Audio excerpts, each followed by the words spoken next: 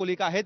वरच्या बाजूला 6 मोठमोठे हॉल्स आहेत, खालच्या मजल्यावर देखील 6 असे एकूण 12 हॉल आहेत।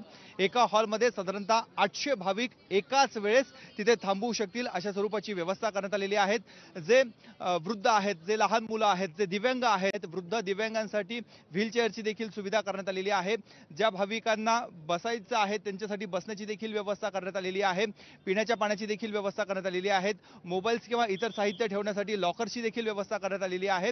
आणि प्रसाधनगृह असतील किंवा लाडूचे काउंटर्स असतील, त्याचबरोबर उदीचे काउंटर्स असतील, ते काउंटर्स देखील आतमध्येच ठेवण्यात आलेले आहे। त्यामुळे एकदा दर्शन रांगेमध्ये भाविक गेला तर त्याला पुढे कुठल्याही गोष्टीची अडचण ही भासू नये अशी व्यवस्था करण्यात आलेली आहे। आपण बघतोय की आता पोलिसांचा आता कॉन्वॉय इथे हळूहळू यायला लागलेले आहेत। ज्या सुरक्षेची यंत्रणा आहेत, जी वाहनं आहेत, ती वाहनं आता या मार्गाने मार्गक्रमण करायला लागलेली आहेत। संपूर्ण परिसरामध्ये पोलीस दिसत आहेत। जे भाविक आहेत त्या भाविकांना रस्त्याच्या एका बाजूला केलेला आहे आणि पूर्णपणे जो दुतर्फा रस्ता आहे हा रस्ता पूर्णपणे मोकळा करण्यात आलेला आहे आणि फक्त इथे सुरक्षा यंत्रणांची जी वाहनं आहेत ती वाहनं दिसत आहेत। मग ती पंतप्रधानांचं जे स्पेशल पथक आहे ते देखील आहे, राज्याचे पोलीस आहेत, केंद्राचे पोलीस यंत्रणा आहे, अशी सगळी यंत्रणा इथे असल्याचं बघायला मिळते। आपण बघतोय की ताफा हा आता हळूहळू इथे येऊ लागलेला आहे आणि ही जी वाहनं आहेत याच वाहनांमधनं पंतप्रधान नरेंद्र मोदी हे आता शिर्डीच्या मंदिरामध्ये येत आहेत। आपण बघतोय की ही वाहनं ही आतमध्ये चाललेली आहेत। इथले नागरिकांचा जय जयकार सुरू झालेला आहे।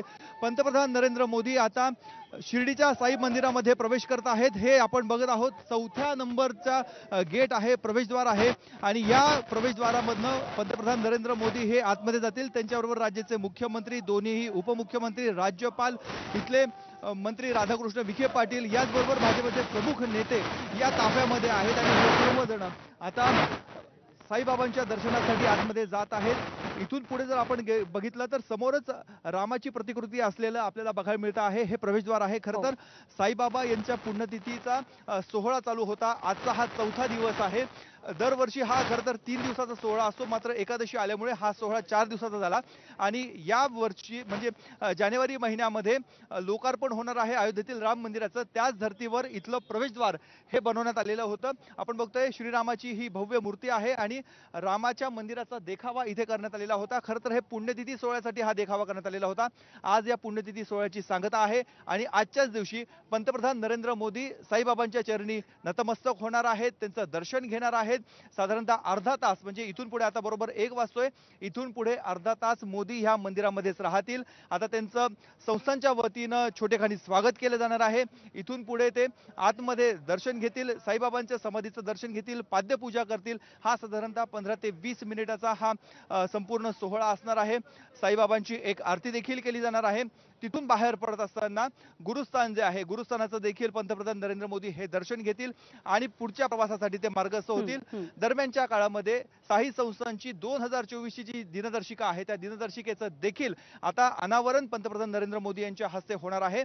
हा नरेंद्र मोदी यांचा 3रा दौरा आहे। एकदा ते गुजरातचे मुख्यमंत्री होते त्यावेळेस आलेले होते, त्यानंतर 2018 मध्ये ज्यावेळेस ते पंतप्रधान झाले त्यावेळेस आलेले होते। त्याच वेळेस इथल्या दर्शन रांगेचं लोकार्पण हे पंतप्रधानांच्या हस्ते झालेलं, भूमिपूजन हे पंतप्रधानांच्या हस्ते झालेलं होतं आणि त्याच वेळेस त्यांनी एक शब्द देखील दिलेला होता की पुन्हा साईबाबांच्या दर्शनासाठी येणार आहे आणि आज ते येत आहेत। बरोबर साधारणतः 5 वर्षाचा हा कालावधी लोटलेला आहे। आज ते येत आहेत। ज्या कामाचं त्यांनी भूमिपूजन केलेलं होतं त्याच कामाचं लोकार्पण आज पंतप्रधानांच्या हस्ते येत आहे। आपण बघतोय की एक करत जी महत्त्वाची वाहनं होती, जी ताफ्यातली वाहनं होती, ती सर्व वाहनं आता मंदिरामध्ये गेलेली आहेत। पंतप्रधान नरेंद्र मोदी यांचं शिर्डीच्या साई मंदिरामध्ये प्रवेश झालेला आहे, त्यांचा इथे स्वागत करण्यात आलेलं आहे आणि आता मोदी हे हळूहळू समाधी मंदिराच्या दिशेने प्रस्थान करत आहेत।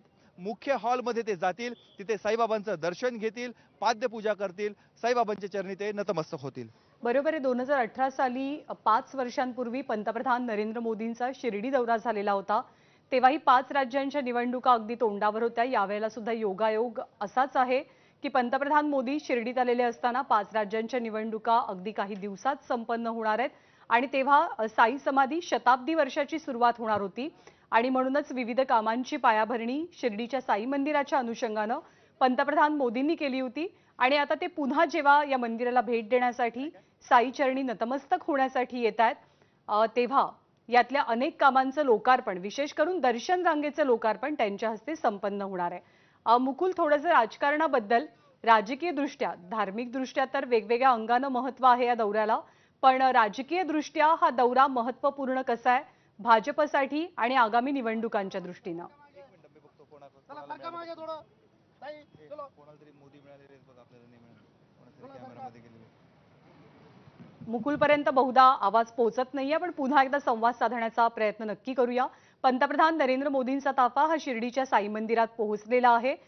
साई समाधी सोहळा साजरा केला जातो दरवर्षी अर्थातच, आणि हा 3 दिवसांचा सोहळा असतो. यंदा तो एकादशीमुळे 4 दिवसांचा सोहळा झालेला आहे आणि त्यासाठी विशेष तयारी अर्थातच करण्यात आलेली होती.